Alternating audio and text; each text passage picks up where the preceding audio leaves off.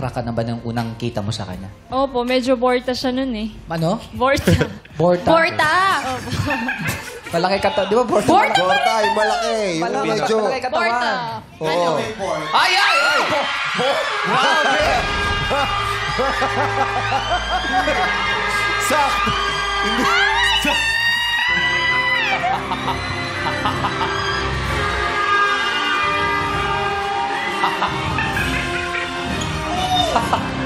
Borta ba yan?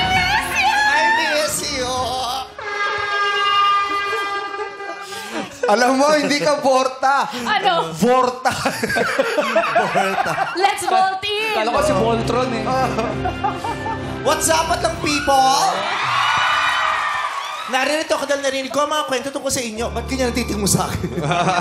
Meme Boys, ang ganda mo pala sa person. Ay! Ang Grabe. pagkakasa, ang ganda mo pala sa personal. Oh, so all this time, akala mo, ang pangit mo talaga. Hindi po. Hindi naman. Kasi may realization eh, ang ganda mo pala sa personal.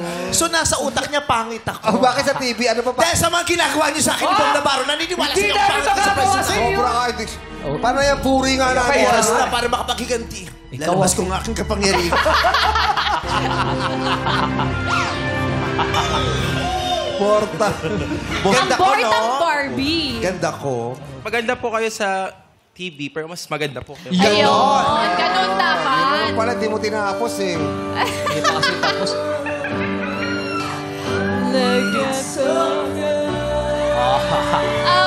Wala naman pala ako eh. Sino ba? Ganda ko, no? Nagsisi ka ba na siya ang niligawan mo at hindi ako ng mga panahong nag-iisa? Oh.